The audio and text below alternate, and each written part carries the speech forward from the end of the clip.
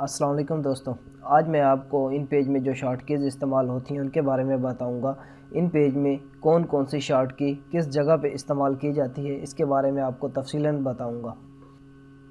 दोस्तों, वीडियो शुरू करने से पहले मेरा चैनल सब्सक्राइब कर लें ताकि हर आने वाली नई वीडियो का नोटिफिकेशन बर वक्त आपको मिलता रहे। दोस्तों, मैं आपको इस वीडियो में इन पेज की जो शॉर्ट कीज़ हैं उनको किस तरह से इस्तेमाल किया जाता है उसका प्रैक्टिकल आपको सिखाता हूँ। दोस्तों, सबसे पहले हम तहरीर को बोल्ड करना सीखते हैं कि उसको किस तरह से बोल्ड किया जाता है और उसकी क्या शॉर्ट की है। तहरीर को अगर आपने बोल्ड करना हो तो उसकी शॉर्ट की है Ctrl+B। ये देखें, इस तरह से आपने जो टेक्स्ट बोल्ड करना है उसको सबसे पहले आप सेलेक्ट करेंगे। सेलेक्ट करने के बाद जैसे ही Ctrl+B सेलेक्ट करेंगे तो ये तहरीर जो होगी वो आपकी बोल्ड हो जाएगी। इस तरह से ये देखें, ये बोल्ड हो गई है। इसके बाद तहरीर को टेढ़ा करने वाली शॉर्ट की है जो उसका नाम है Ctrl+I। Ctrl+I के साथ हम तहरीर को इस तरह से यूँ देखें, यूँ हम इसको टेढ़ा कर सकते हैं।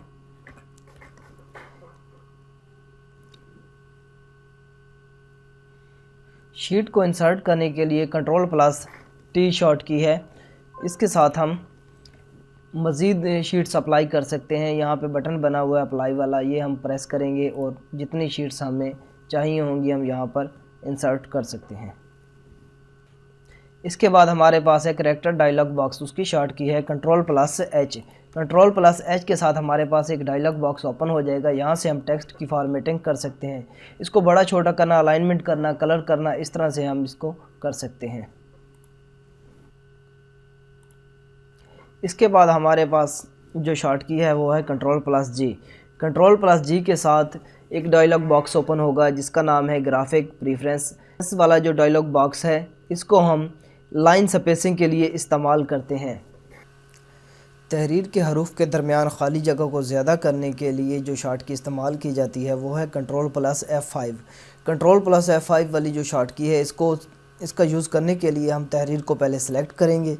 सेलेक्ट करने के बाद हम Ctrl+F5 के साथ ये देखें, इस तरह से हम तहरीर के दरमियान जो जगह है उसको ज़्यादा कर सकते हैं, खाली जगह को ज़्यादा कर सकते हैं।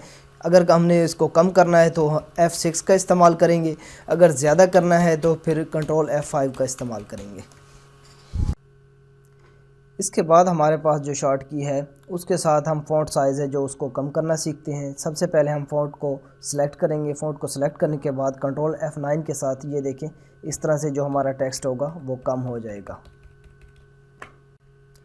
इसके बाद जो हमारे पास शॉर्ट की है वो है फ़ॉन्ट साइज़ को ज़्यादा करने के लिए। Ctrl+F10 के साथ हम इसको बड़ा कर सकते हैं।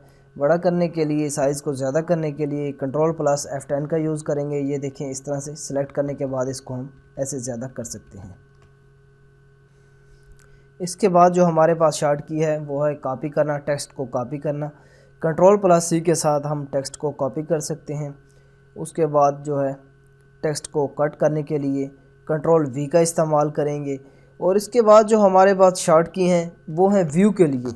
व्यू को कम ज़्यादा करने के लिए जो शॉर्ट की इस्तेमाल की जाती हैं, हमारे पास जो पेज ओपन है, पेज का जो व्यू है इस तरह से ये देखें, ये अब हमने इसको F5 प्रेस किया है। फिट इन विंडो के लिए F5 इस्तेमाल करेंगे। अगर हम इस व्यू को 50% बढ़ाना चाहते हैं तो फिर F6 का इस्तेमाल करेंगे। और अगर हम इसको व्यू एक्चुअल करना चाहते हैं, इससे भी थोड़ा सा बड़ा करना चाहते हैं तो F7 का इस्तेमाल करेंगे। और अगर हम इसको 200% तक बढ़ाना चाहते हैं तो फिर हम इसको F8 का इस्तेमाल करेंगे। इस तरह से ये देखें। तो दोस्तों, व्यू की शॉर्ट की के बाद हमारे पास जो शॉर्ट की है वो है Ctrl+Space। Ctrl+Space के साथ जो वर्ड हैं हम उनको इंग्लिश से उर्दू और उर्दू से इंग्लिश करना सीखते हैं। ये देखें, अब इस जगह पे मैं B प्रेस करता हूँ तो ये B लिख रहा है, लेकिन इसके बाद हम Ctrl+Space प्रेस करने के बाद हम B प्रेस करते हैं तो ये बे लिख रहा है।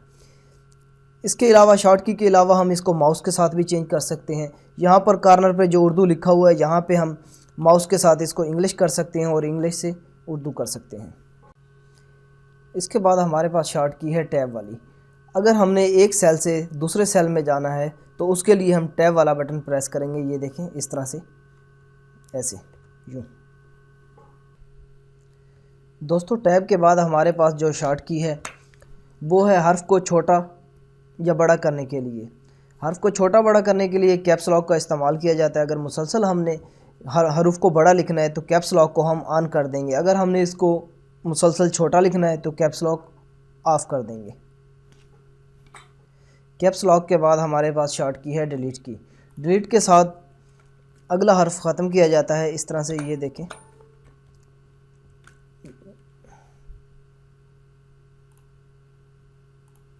ये देखें, इस तरह से ख़त्म किया जाता है। इसके बाद शॉर्ट की है बैक स्पेस की। अगर हम चाहते हैं कि बैक स्पेस का इस्तेमाल किया जाए तो इसके लिए ये देखें, हरफ को इस तरह से पिछला हरफ ख़त्म करती है ये। इसके बाद हमारे पास शॉर्ट की है कंट्रोल+A की।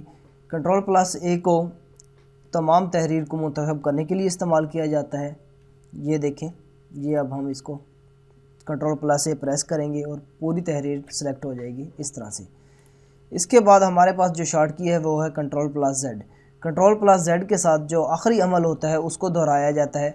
मिसाल के तौर पे ये देखें, मैं करने को डिलीट करता हूँ, ये डिलीट हो गया। अब हम इसको वापस लाना चाहते हैं तो वापस लाने के लिए हम कंट्रोल+Z को इस्तेमाल करेंगे। ये इस तरह से हमारा जो वर्ड आखिरी अमल होगा वो वापस आ जाएगा अपनी जगह पे।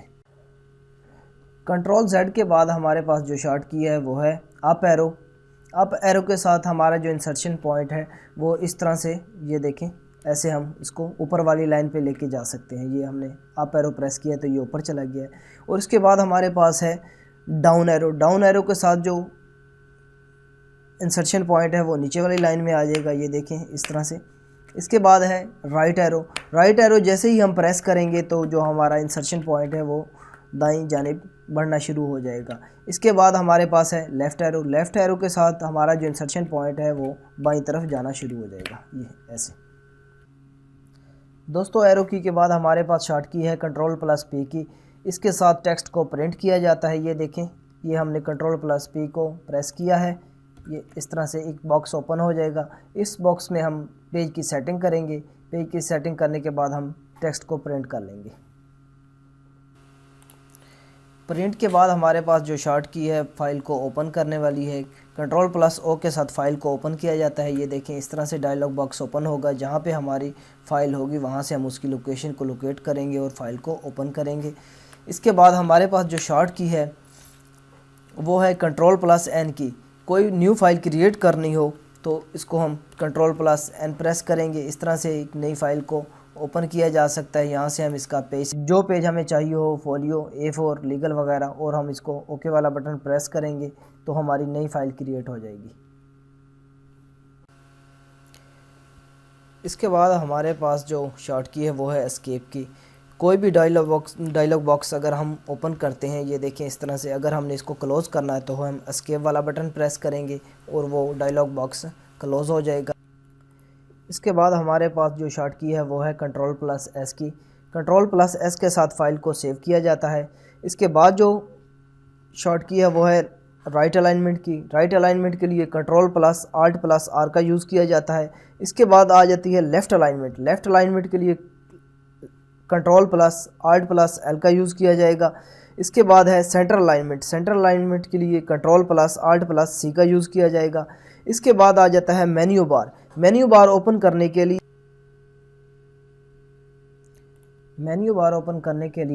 Alt+ मेन्यू का जो नाम का पहला हर्फ होगा वो इस्तेमाल करेंगे।